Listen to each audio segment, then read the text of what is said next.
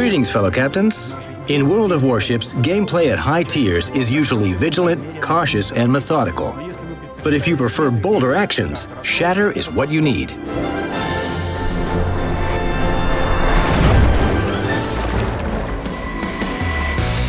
The Shatter map is designed for Tier 7 to 10 ships.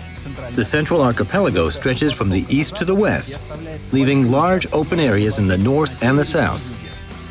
A number of islands diverge like beams from the center of the map with Key Area B. And the two largest and highest beams on line G5 to D5, with standalone islands at C5 and H5, divide the map into left and right halves. Inside the archipelago, there's not much room to maneuver. A peculiar feature about this map is the way ships spawn on it. Each team has two spawn areas. This reinforces the ideology behind this map: divide and rule. At the beginning of the battle, many inexperienced captains would boost their ship's engine and rush to the center, hoping to hide in the smoke in case of a threat. But they usually have a dismal end, as no one can hide from a surveillance radar.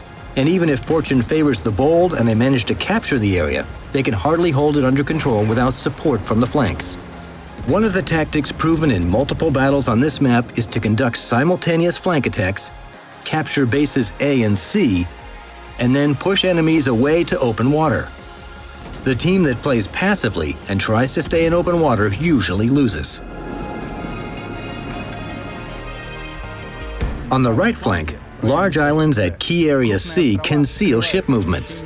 To spot where enemies are sailing at the start of the battle, you'll need either aircraft or a destroyer at E9 to F10. The island in the center of Key Area C allows players to, on the one hand, start capturing the area safely, and on the other hand, easily block enemies from doing the same.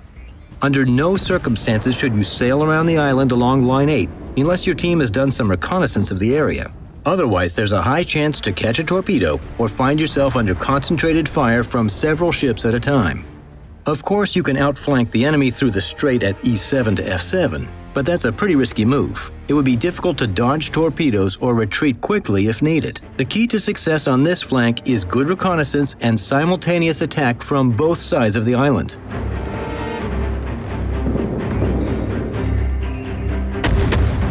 On the left flank, the situation is exactly the opposite. There are plenty of islands here, but they don't provide reliable cover. Certain battleships can literally be spotted on this flank at the very start of battle. This is the domain of large calibers and long-range torpedoes. But those getting too involved in an artillery duel may forget that damage alone isn't always enough to win a battle. The primary task on this flank is to capture Key Area A and push enemy forces away to open water. To achieve this goal, you'll need cohesive actions and focused fire. If you only manage to capture one flank, it makes sense to put your efforts into capturing the central base. Going to the center on your own is a quick way back to port. That's why you should wait for some allies and enter Key Area A from different directions with 2 or better 3 ships at a time. Now let's say a few words about the tactics for each ship type, and we'll start with aircraft carriers.